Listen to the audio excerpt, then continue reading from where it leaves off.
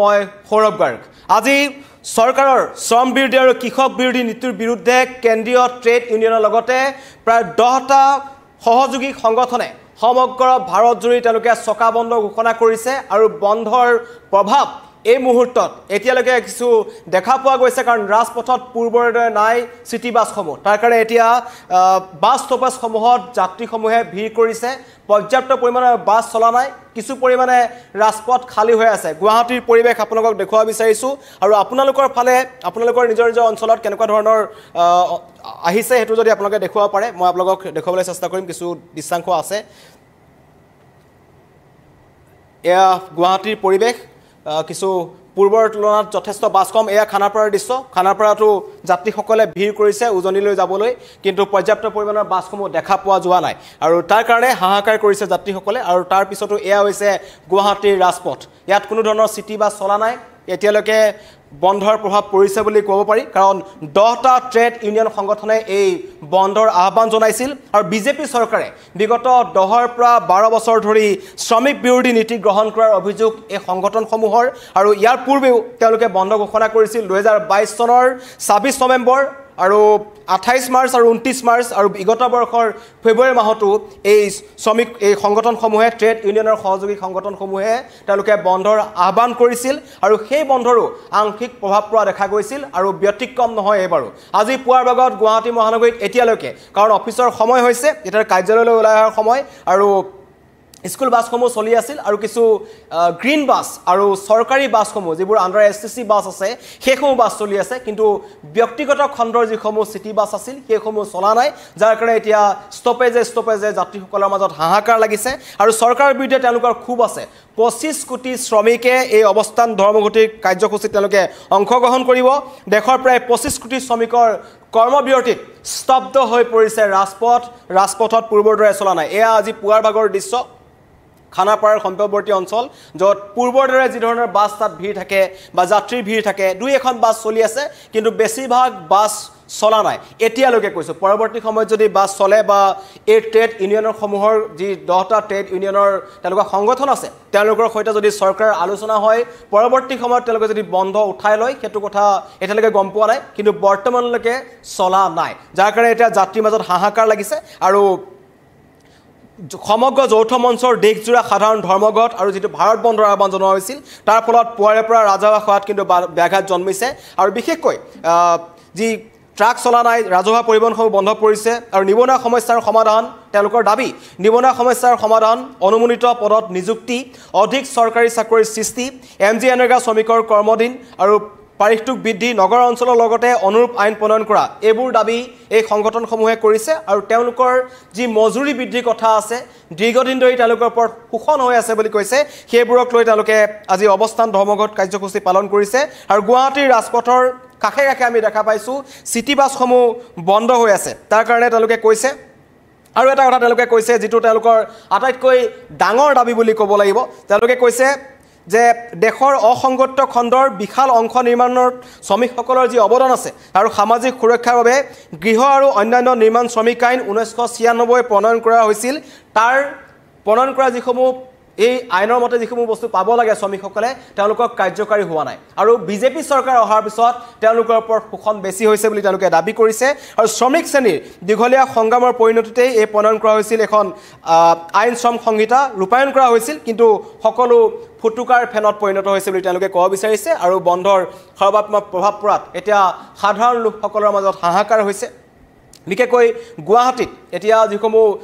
ব্যক্তিগত খণ্ডৰ চাকৰি আছে বহু সংখ্যক লোক সিটি বাছত অহা যোৱা কৰে কিন্তু সেইসকল যাত্ৰীৰ মাজত এতিয়া হাহাকাৰ লাগিছে যি সময়ত আগতে 2-3 মিনিটৰ ভিতৰত এখন গাড়ী আহে এতিয়া বহু সময়ৰ মূৰত এখন গ্ৰীণ বাছ আহিছে আৰু সেই গ্ৰীণ বাছসমূহত এতিয়া মানুহ পান জপানি জাপিব লগা হৈছে কিছুমান মানুহ নুঠু বুলি ক'লেও উঠিব লগা হৈছে আৰু তাৰো সুযোগ গ্ৰহণ কৰিছে একাংশ ৰেপিডো চালকে তেওঁলোকে যিবোৰ বাইক আছে দুচকীয়া বাহনৰ যিবোৰ ৰেপিডো চালক আছে তেওঁলোকে অধিক দাম তেওঁলোকে লৈছে এই অভিযোগ ইতিমধ্যে আহি পৰিছে আৰু সেয়া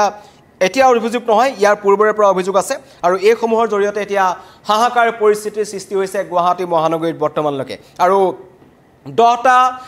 ট্ৰেড ইউনিয়নৰ সংগঠনে বন্ধৰ আহ্বান জনাইছিল আৰু তেওঁলোকে কৈছিল যে আমাৰ এই আহ্বানৰ প্ৰতি দেশৰ 25 কোটি শ্ৰমিকে সঁহাৰি জনাব আৰু পুৱাৰ ভাগত দেখা পোৱা গৈছে সঁচাকৈ শ্ৰমিকসকলে এই বন্ধৰ প্ৰতি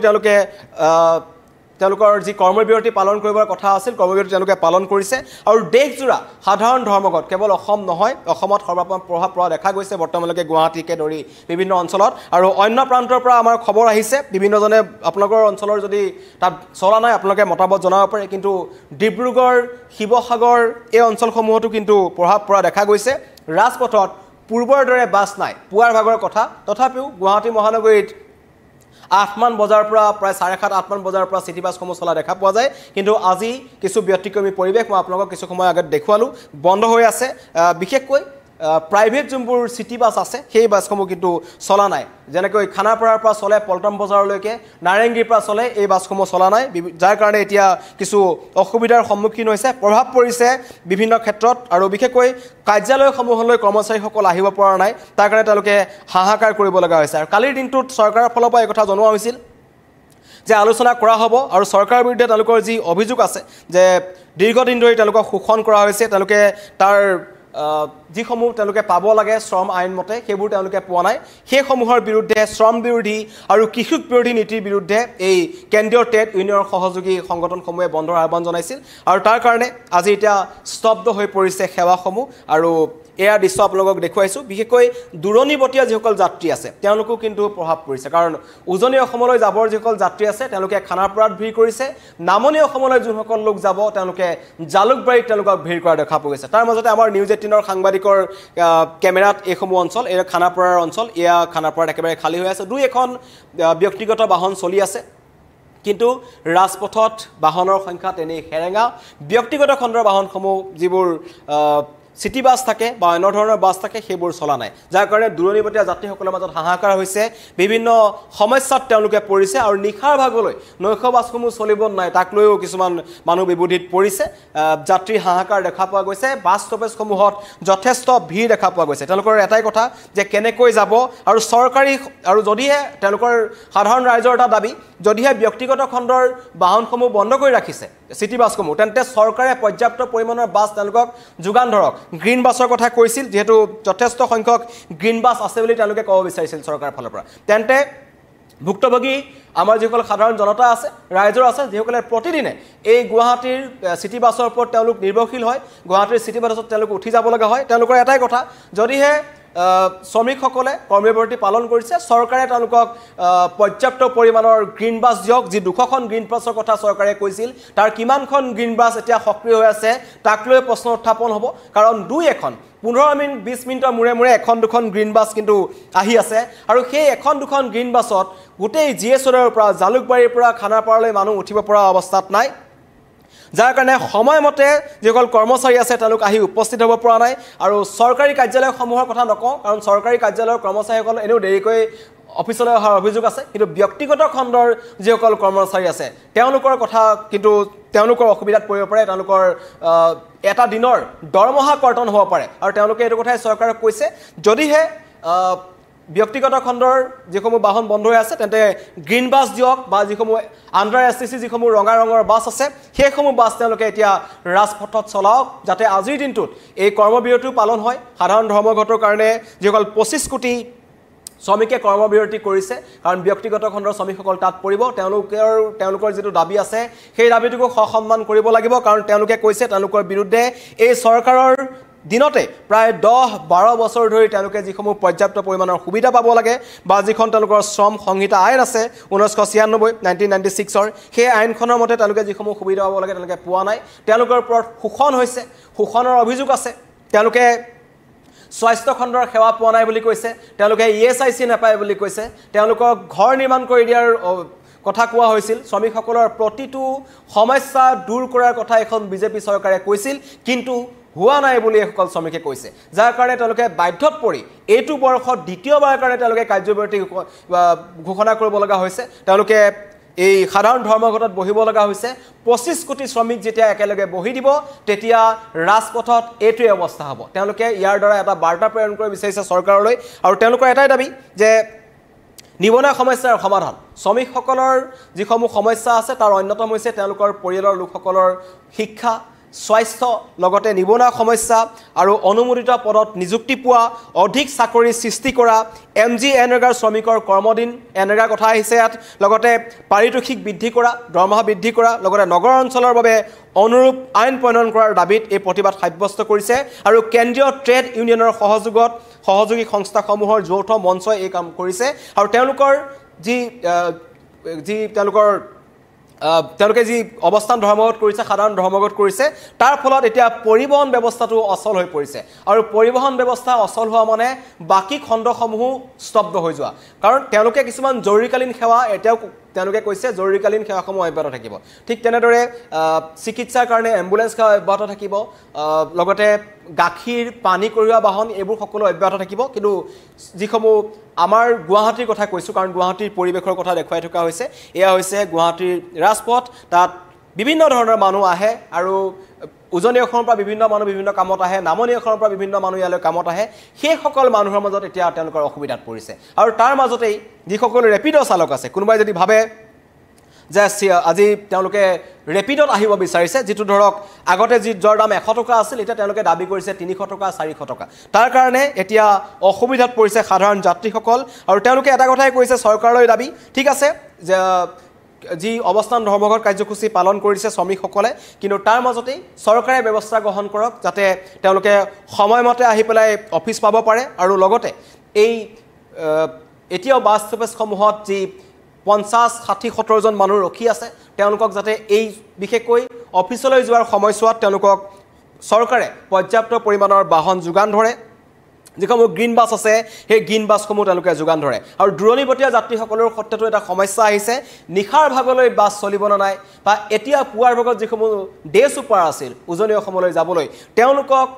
সেই ডে ছুপাৰসমূহৰ ফালৰ পৰা আগতেকৈ জনোৱা হৈছিল নাই কিছুমানৰ মতে আগতেকৈ জনোৱা হোৱা নাই কিন্তু তেওঁলোক আহি যেতিয়া খানাপাৰ ৰখি আছে বা ISBT তেওঁলোক গৈছে তেতিয়া তেওঁলোকৰ সমস্যাৰ সন্মুখীন হৈছে এটা নিশাৰ ভাগলৈ যিসমূহ বাছ নচলে যদিহে বাছ নচলে তেন্তে যাত্ৰীসকলক আগতীয়াকৈ সেই বাছ কৰ্তৃপক্ষৰ ফালৰ পৰা জনোৱা হ'বনে নাই তাক লৈ তেওঁলোক চিন্তাত পৰিছে আৰু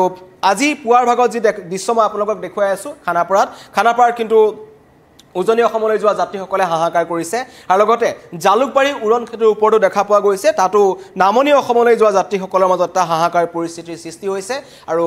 এই দুই চৰকাৰ আৰু শ্ৰমিকসকলৰ মাজৰ যি এটা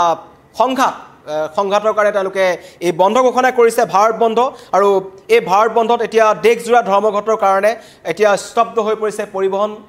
খণ্ডটো আৰু পৰিবহন বন্ধ হৈ যোৱাৰ লগে লগে বাকি খণ্ডসমূহতো ইয়াৰ ব্যাপক প্ৰভাৱ পৰিছে আৰু পুৱাৰ ভাগৰ দৃশ্য দেখুৱাইছো আৰু ইতিমধ্যে চৰকাৰৰ সৈতে তেওঁলোকৰ আলোচনা হোৱাৰো সম্ভাৱনা আছে যদিহে দিনৰ ভাগলৈকে কিছু সময় পিছত চৰকাৰৰ সৈতে তেওঁলোকে আলোচনাত বহে বা চৰকাৰে যদি তেওঁলোকৰ এইসমূহ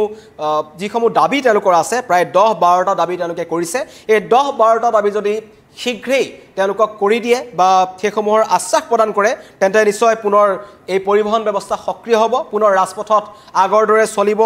সিটি বাছসমূহ কিন্তু গুৱাহাটীৰ ৰাজপথ সিটি বাছ অবিহনে গুৱাহাটীৰ ৰাজপথ ভাবিব নোৱাৰি গুৱাহাটীৰ পৰিবহন ব্যৱস্থা ভাবিব নোৱাৰি কাৰণ এই সিটি বাছসমূহৰ জৰিয়তেই প্ৰতিদিনে গুৱাহাটীত হাজাৰ হাজাৰ মানুহে অহা যোৱা কৰে গুৱাহাটীৰ হৃদপিণ্ড স্বৰূপ এই বাছসমূহ যদি নোহোৱা হৈ যায় কি অৱস্থাৰ সৃষ্টি হ'ব সেইটো সহজে অনুমান কৰিব পাৰিছে মোৰ পিছফালৰ দৃশ্যটোৰ পৰা এতিয়া কিন্তু গুৱাহাটীৰ এই ব্যক্তিগত খণ্ডৰ যিসমূহ সিটি বাছ আছে যিসমূহ আমি সচৰাচৰ দেখা পাওঁ বিভিন্ন ভিৰ থাকে বাছসমূহত সেই বাছসমূহ আজিলৈকে চলা নাই যাৰ কাৰণে এতিয়া কৰ্মচাৰীসকলে সময়মতে আহি অফিচ পাবৰ কাৰণে তেওঁলোকে হাহাকাৰ কৰিছে কাৰণ এইটো হৈছে একেবাৰে অফিচ অহাৰ সময় কাৰণ কৰ্মচাৰীসকলে 10 বজাৰ ভিতৰত আহি তেওঁলোক অফিচ পাব লাগে তেওঁলোকে কিছুমান কৰ্মচাৰী 8 বজাত 9 বজাত ঘৰৰ পৰা ওলাব লাগে কাৰণ গুৱাহাটীত এটা ট্ৰেফিক জেমৰ সমস্যা থাকে কিন্তু তেওঁলোক ওলাই আহিছে সময়মতে ওলাই অহাৰ পাছত তেওঁলোকে এতিয়া বিপদত পৰিছে কাৰণ ৰাজপথত বাছ নাই শ্ৰমিকসকল ধৰ্মঘটত বহিছে আৰু দেশৰ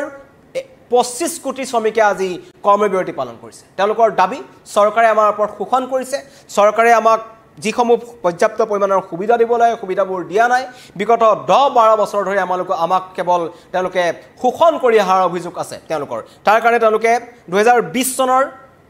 26 নৱেম্বৰত এনেকুৱা ধৰণৰ এটা কৰ্মবিৰতি পালন কৰিছিল যাৰ ফলত সমগ্ৰ ভাৰতৰ ৰাজপথ স্তব্ধ হৈ পৰিছিল আৰু 2022 চনৰ 28 আৰু 29 মাৰ্চত তেওঁলোকে 48 ঘণ্টীয়া কৰ্মবিৰতি পালন কৰিছিল আৰু এই বৰ্ষৰ 16 ফেব্ৰুৱাৰীটো তেওঁলোকে 24 ঘণ্টাৰ এটা কৰ্মবিৰতি পালন কৰিছিল কিন্তু তাৰ পাছতো তেওঁলোকৰ দাবীসমূহ আজিলৈকে পূৰণ কৰা নহল আৰু এই বিজেপি চৰকাৰৰ দিনতেই তেওঁলোকে এইসমূহ দাবী পূৰণ নকৰাত তেওঁলোকে মূৰে কপালে হাত দিছে আৰু তেওঁলোকে এটা কথা কৈছে যে বিজেপি চৰকাৰে যেতিয়া চৰকাৰ গঠন কৰিছিল বিজেপি চৰকাৰে এটা কথা কৈছিল যে সাধাৰণ শ্ৰমিকৰ কাৰণে তেওঁলোকে কাম কৰিব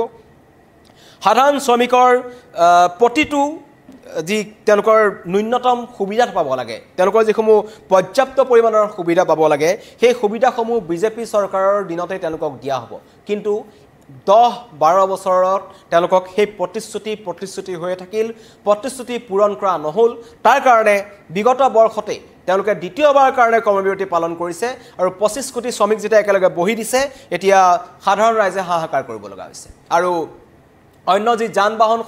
কঢ়িয়াই নিয়া বাহনসমূহ আছে যিসমূহ য'ত বাণিজ্যিক বস্তুসমূহ যায় সেইসমূহ বাহনো এতিয়া স্তব্ধ হৈ আছে ৰাজপথত তেওঁলোকক ৰখাই থোৱা হৈছে আৰু শ্ৰমিকসকলে স্বতঃস্ফূৰ্তভাৱে তেওঁলোকে এই কৰ্মবিৰতি পালন কৰিছে আৰু তেওঁলোকৰ দাবী যে চৰকাৰে আমাৰ কথা শুনিবই লাগিব চৰকাৰে আমাৰ কথা শুনিব লাগিব আৰু আমাৰ দীৰ্ঘদিনীয়া দাবী চৰকাৰে পালন কৰিব লাগিব অন্যথা তেওঁলোকে এনেকুৱা ধৰণৰ কাৰ্যসূচী গ্ৰহণ কৰি যাব কিন্তু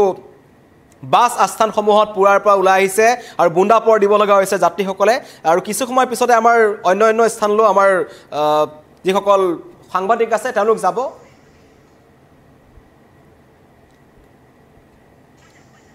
যাব আৰু তাৰ পৰা আমাৰ যিসকল যাত্ৰীসকল আছে তেওঁলোকৰ মত বিনিময় কৰিব তেওঁলোকৰ সৈতে তেওঁলোকৰ মন্তব্য ল'বলৈ চেষ্টা কৰিব কিন্তু পুৱাৰ ভাগত যি দেখুৱাইছোঁ বিশেষকৈ মই এইটো কথাৰ কাৰণে ক'ব বিচাৰিছোঁ যে দূৰণিবতীয়া যিসকল যাত্ৰী আছে তেওঁলোকৰ মাজত এটা প্ৰশ্ন উত্থাপন হৈছে ওলাই আহিবনে নাই ঘৰৰ পৰা কাৰণ যিসমূহ গুৱাহাটীৰ স্থানীয় বাসিন্দা আছে তেওঁলোকে বিভিন্ন ধৰণৰ ব্যৱস্থা কৰি পেলাই নিজৰ অফিচলৈ যাবলৈ চেষ্টা কৰিছে আৰু তেওঁলোকৰ এটা আশা চৰকাৰৰ সৈতে পৰৱৰ্তী সময়ত আলোচনা হ'লে তেওঁলোকে দিনৰ ভাগলৈ বাছ চলিব কিন্তু যোৰহাট ডিব্ৰুগড় শিৱসাগৰ ধেমাজি লখিমপুৰ বা এইফালে বৰপেটা নলবাৰী ধুবুৰী এই অঞ্চলসমূহলৈ যোৱা যিসমূহ দূৰণিবতীয়া যাত্ৰী আছে গুৱাহাটীৰ পৰা তেওঁলোক বিপদত পৰিছে মাজ ৰাস্তাত গৈ কৰবাত তেওঁলোকক অৱস্থান ধৰ্মঘট হৈ ৰখাই থৈ দিব পাৰে নেকি মাজ ৰাস্তাত তেওঁলোকৰ প্ৰতিবাদ হ'লে তেওঁলোকে কি কৰিব এনেকুৱা ধৰণৰ প্ৰশ্ন উত্থাপন হৈছে আৰু